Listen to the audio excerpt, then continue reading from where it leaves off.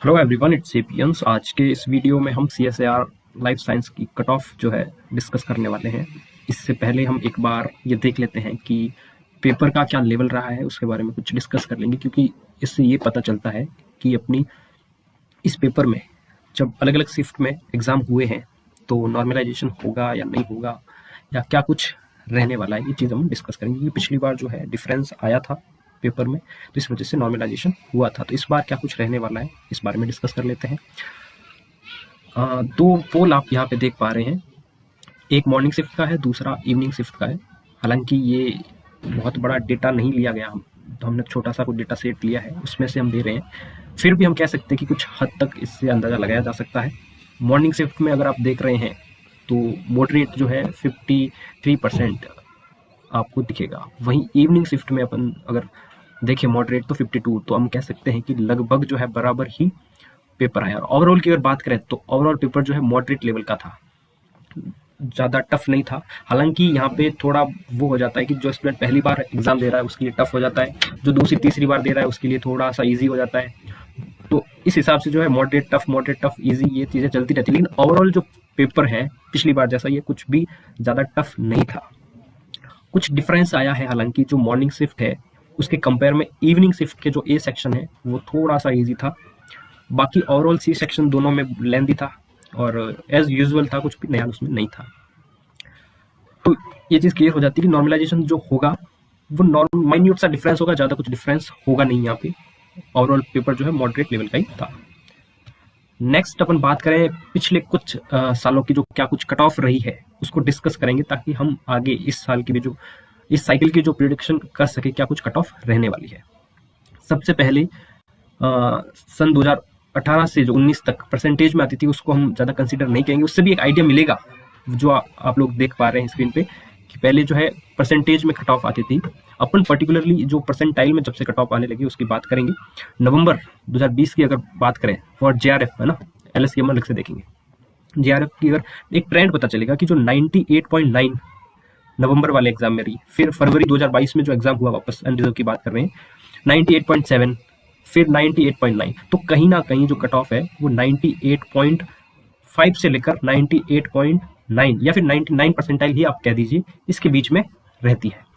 EWS की वहीं बात करें तो आप ये देख सकते हैं EWS की क्या कुछ ट्रेंड्स रहे हैं, OBC का देख सकते हैं, SC का देख सकते हैं, ST और PWD। तो ये सारी चीज़ें मैंने आपको दे दी है पिछले कुछ साल में क्या कुछ कट ऑफ रही है फॉर JRF ओनली।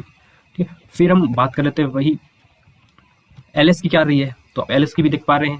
LS की कट ऑफ जो परसेंटाइल वैल्यू में अगर बात करें तो 97.1 2020 में, 97.01 2022 में, और अभी जो पिछला एग्जाम हुआ था उसमें 97.03। तो कहीं ना कहीं ये कट ऑफ 97 से 97.2 तक जा सकती है। ठीक है, फिर यही EWS, OBC, SC, ST, PWD सारी कैटेगरीज का है, आप एक बार ये डेटा देख लें। फिर हम बात करते हैं इस बार क्या कट ऑफ रहने वाली है। इस बार जो कट ऑफ मैं अभी जो बता रहा हूँ आपको, ये रॉ मार्क्स के बेसिस पे बता रहा हूँ। जब आपका रेस्पॉन्स शीट आ जाएगा उसके बाद में जो एक बार परसेंटाइल वैल्यू में भी अपन डिस्कस कर लेंगे। और दूसरा जो अब एक बार ये रेस्पॉन्स शीट आ जाए तो मेरे पास कुछ डेटा पिछले टाइप एग्जाम का है कि कितने मार्क्स पे आपके कितने परसेंटाइल बन रहे हैं, वो भी मैं अलग से एक वीडियो बना के आप लोगों के लिए दे दूंगा, ताकि आपको पता चल जाए कि कितने मार्क्स आए आपके और उससे क्या परसेंटेज बनने वाले हैं। और उससे आप जो ये कट ऑफ की जो पिछली सालों का कुछ ट्रेंड्स है वो देख के पता लगा सकते हैं कि आपका JRF होगा नहीं होगा, सेफ साइड है या नहीं है, चीज़ें क्लियर हो जाएगी। तो इसके लिए चैनल को सब्सक्राइब कर दीजिए, ताकि जब भी मैं वो वीडियो अपलोड करूँ तो आप तक वो पहुंच जाए, नोटिफिकेशन भी ऑन कर दीजिए। सबसे पहले हम बात करें JRF के लिए कट ऑफ जो है वो मार्क्स हम देख रहे हैं परसेंटाइल वैल्यू में। फिर अगेन कहूँगा कि जो एक बार रेस्पॉन्स शीट आ जाए उसके बाद में देखेंगे। तो जनरल कैटेगरी की हम बात करें तो अब आपके पास अगर 115 से 118 या 115 से 120 मार्क्स आपके हैं जनरल कैटेगरी में, तो आपकी जो है JRF सेफ है, आप कह सकते हैं कि आपकी JRF हो जाएगी। वहीं EWS कैटेगरी में बात करें तो 105 से लेकर 115 के बीच में अगर आपके मार्क्स हैं तो आपकी JRF कंफर्म है। उसके बाद OBC की बात करें तो 105 से 115 लगभग EWS OBC की बराबर रहती है।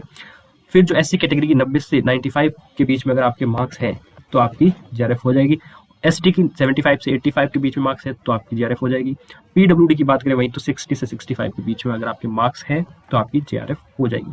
ये बहुत ही सेफ साइड मैंने आपको बताया है कि इतने मार्क्स है तो आप सेफ है। दूसरी बात ये मैं कहना चाहूंगा कि जो मॉर्निंग इवनिंग शिफ्ट का जो थोड़ा सा गैप है वो +-2 या 3 मार्क्स का है, मैक्सिमम इस बार इतना ही रहने वाला है। मैक्स टू मैक्स अगर बात करें तो 4 मार्क्स या 5 मार्क्स रहेंगे, इससे ज्यादा इस बार नहीं रहने वाला है। तो इस मार्क्स रेंज को आप कंसीडर कर सकते हैं फॉर योर JRF। नेक्स्ट अगर अपन बात करें LS की तो थोड़ी सी 10-15 नंबर का दोनों के बीच में गैप रहता है। अनरिजर्व की अगर बात करें तो 105 से 112 के बीच में आपके नंबर है, तो आपका AP या LS जो है लेक्चरशिप आपका सेफ है, आप मान सकते हैं कि आपका लेक्चरशिप हो जाएगा। EWS का 100 से 105 नंबर के बीच में, और OBC की 100 से 105, SC की 80 से 90 नंबर है आपके। ST में अगर आप हैं ST के कैंडिडेट है और आपके 70 से 75 नंबर आ रहे हैं तो आप सेफ हैं, और PWD में 50 से 60 नंबर अगर आपके आ रहे हैं तो आप सेफ हैं। ये कट ऑफ रहने वाली है। मैं ये नहीं कह रहा हूँ कि एग्जैक्ट ही रहेगी, लेकिन पिछले कुछ सालों का, या आप मेरा पिछला वीडियो भी जाके देखेंगे तो उसमें जो मैंने प्रिडिक्शन की उसके आसपास ही कहीं ना कहीं कट ऑफ रही है।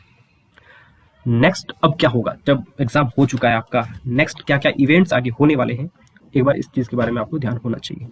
सबसे पहला आपका रेस्पॉन्स शीट रिलीज होगा। कब होगा? रेस्पॉन्स शीट 10 जनवरी से पहले आपका रिलीज हो जाएगा, क्योंकि पिछली बार तो एक सप्ताह के अंदर अंदर आ गई थी, लेकिन इस बार विंटर वैकेशंस आ गई, इस वजह से न्यू ईयर आ गया, इस वजह से मुझे लगता है कि 10 जनवरी से पहले आपकी रेस्पॉन्स शीट आ जाएगी।